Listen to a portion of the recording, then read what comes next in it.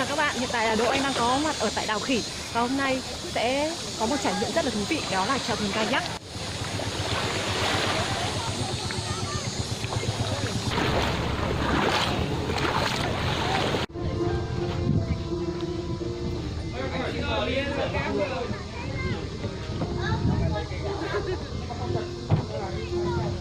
Đây là những cái chèo rất là đẹp.